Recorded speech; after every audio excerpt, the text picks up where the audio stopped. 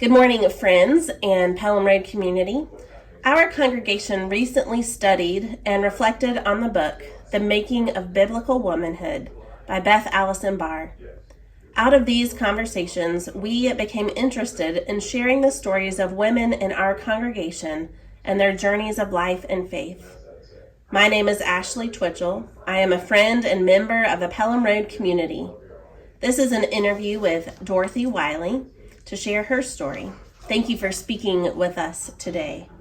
To get us started, please tell us a little bit about who you are, about your family and your background. Maybe consider this a little elevator speech about your life. Okay. My name is Dorothy Wiley. My husband is Sam. We have 2 children. One lives here. Our daughter lives in the county, and our son on the coast of North Carolina. One of the things that sort of stands out about my family is, you know the thing about being the middle child? I am the middle child of 11. And we're a very close family. We remember things when we weren't so close. But now, I told my sister, just older than me recently, to please live a long time, because when she goes, I'll be the oldest in the family. We have lost 4, but we still get together as often as possible. I went to a county high school, worked 2 years before I went to college, and then my second year was Sam's second year. We met there and lived in Charlotte in that educational system, in Darlington, and then moved to Greenville in 1973.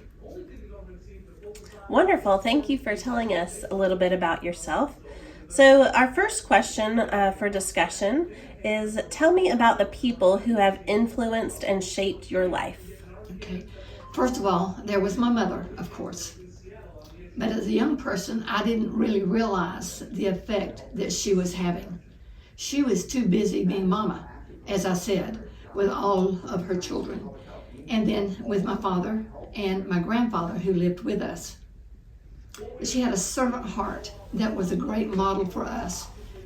And also, she never knew any gossip because people thought too highly of her to tell her gossip. She would say, I didn't know that, but people didn't talk to her that way. But then the person who sort of stands out besides her as the most notable influence in my life was my high school Sunday school teacher. She moved to our area when I was in about the 9th grade. And she literally shone with the love and presence of Jesus. I had never seen that before. Her eyes sparkled when she talked about him. As I said, I'd never seen that before, and sometimes not enough sense, and even in my own life. There were others, but my mother and Sunday school teacher, Mrs. Trensu, stand out above all others. Wonderful. Thank you. Our next question is, what have your roles been at Pelham Road? Okay. First of all, I remember in the early days, and I had started doing a few things, I guess, but Sam Coates said to me, Dorothy, we're so glad to have you, but we're really glad to have Sam. He was working in those early years as a volunteer handyman, along with some other men of the church, I am sure, and he came whenever he was called. It seems like the CDC teachers and workers really liked having him come whenever something was going wrong.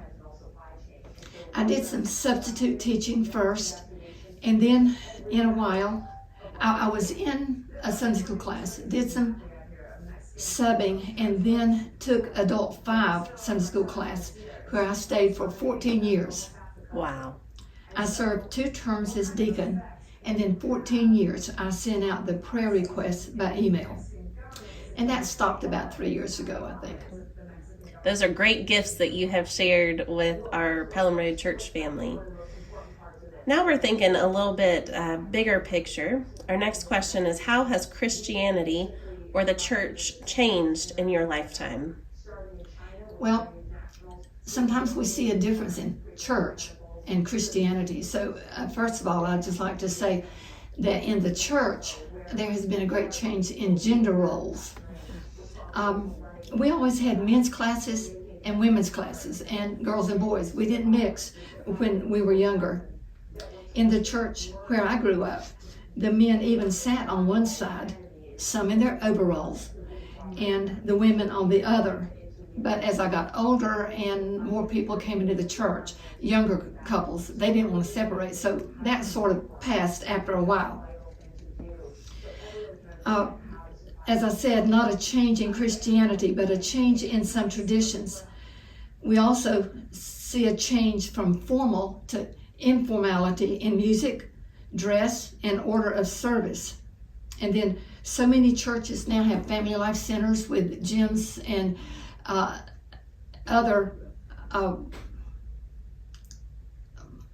classrooms. Yeah, the classrooms. And it provides us like having larger Sunday schools, activities, social activities, and even community activities sometimes use our building.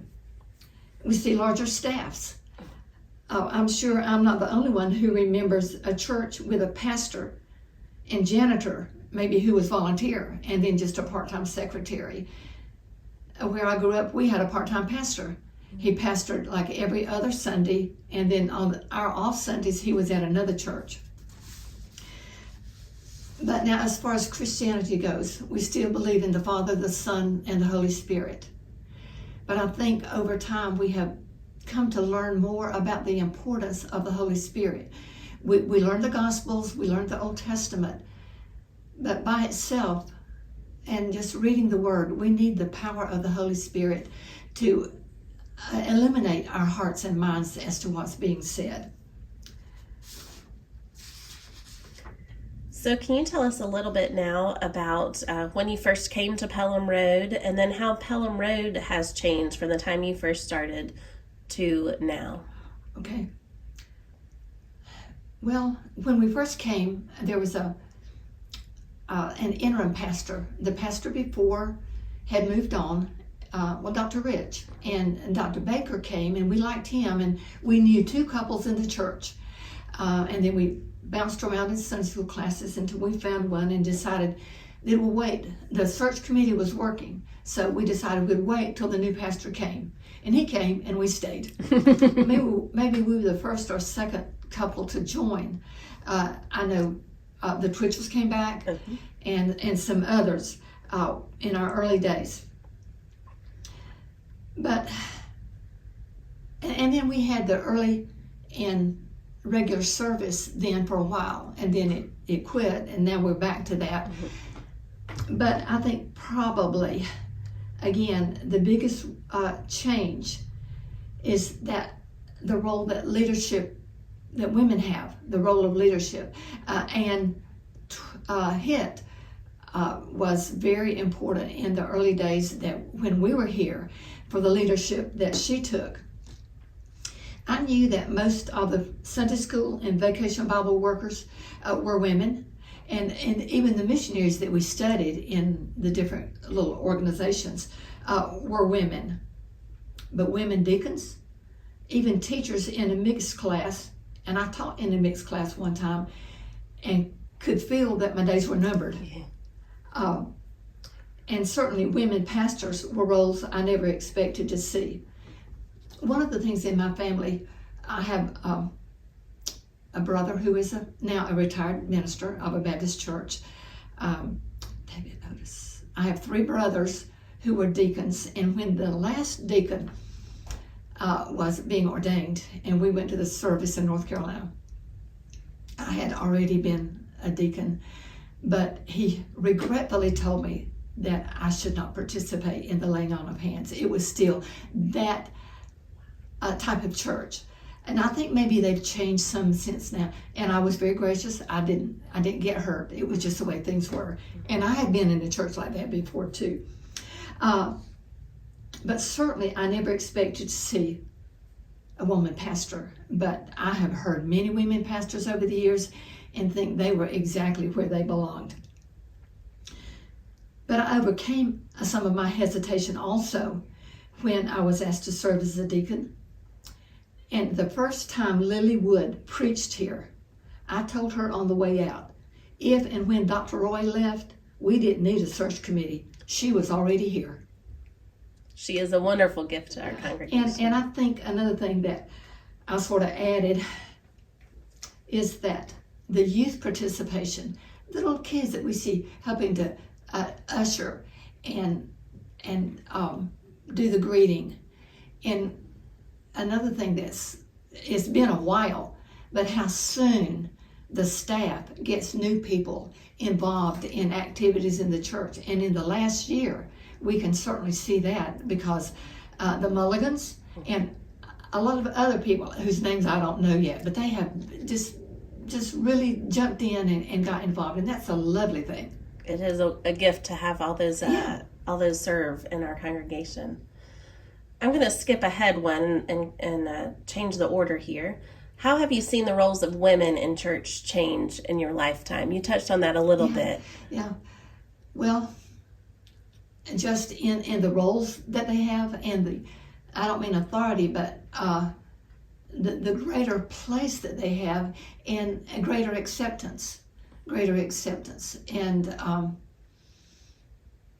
just like the teaching in couples classes and maybe leadership in music. Now that's probably always been more than deacons or preaching, but heads of committees and just a lot of things like that.